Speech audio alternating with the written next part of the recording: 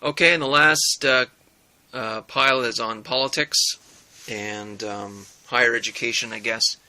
And there's one at the bottom that's kind of random, and it's on culture. So here's another Adler book, We Hold These Truths. This is on the U.S. Constitution. So he's going to talk about, if you saw my previous video about the 6 great ideas in the philosophy shelf, he's going to be talking about the virtues of the U.S. Constitution and in terms of how it discusses justice, equality, and liberty, and frames it and applies it in a constitution. So that's what he's going to talk about. A little bit of American exceptionalism and how the U.S. Constitution is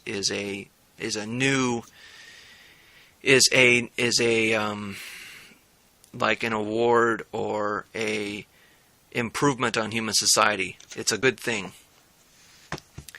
I wanted a book on Henry Adams, not Henry Adams, Patrick Henry.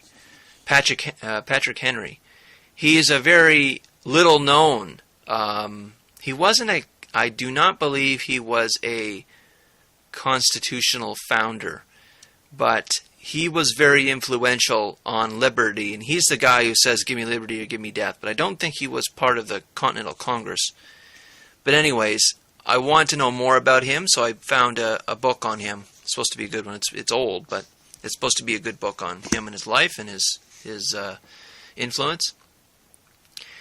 Here's a book by Charles Murray. You may know who Charles Murray is. He's written a lot on culture, and he co-authored The Bell Curve, which annoyed a lot of people, and he's got some other good stuff like Human Accomplishments, a fantastic book. Very good book. You should take a look at that one. Look that one up. But here's a book on his ideas of government. So he is a libertarian, but he doesn't get himself into the issues that often annoy the political philosophy of libertarianism, which is supposed to be don't initiate force, and otherwise you can do whatever you want. So he kind of stays away from those kind of implications of you can do anything else you want. And he tries to come up with some kind of maybe an American libertarianism.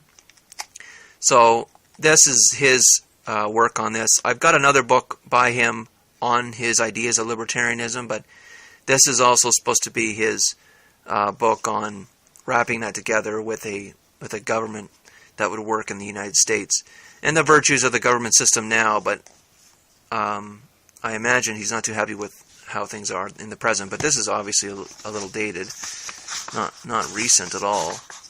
Let me just see. This is 88. So here's a book by David Horowitz, Reforming Our Universities.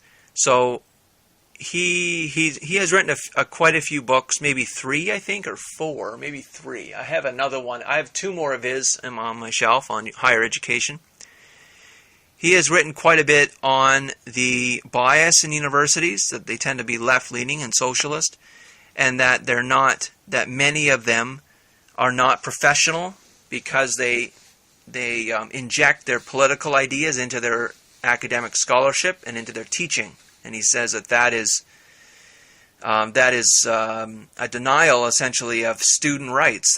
That to indoctrinate and to unknowingly inject and coerce, in many cases, the students who are a captive audience. They have to take the course, especially if it's a required course.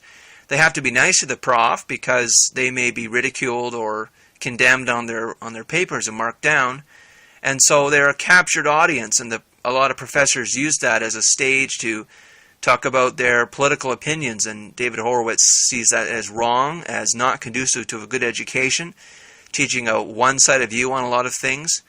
Different departments and subjects are worse than others, like natural science is very much immune because politics doesn't really get into it. Although environmental movement stuff is entering in there now.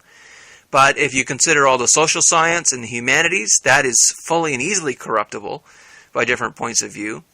So this is the students are getting a raw deal, and they're not getting a quality, well-rounded education that presents all the views, presents all the information, and then allows the student to think for themselves. That's what he wants. So in doing that, he's writing this book to come up with what he calls an academic Bill of Rights. Essentially the same as the Bill of Rights in the States in terms of protections of the person from the government, and in this sense, protection of for the student from the professors and their personal views that are not conducive to a good education. So that's his purpose in writing that. And here's one more. I got it really cheap and even brand new, so I imagine that the publisher had too many, so they were getting rid of them.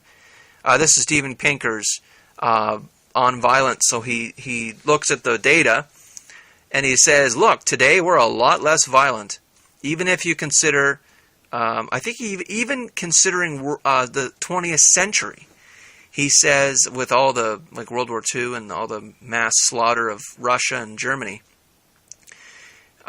he says that we are far better off. We are less violent as a culture around the world. And he likens this to social progress and to all kinds of things. So that'll be interesting to have a look at his data and also his ideas, because some people will take a Hobbesian view of human nature and say, well, we're only better because we have better institutions. That human nature is no different than it was 10,000 years ago.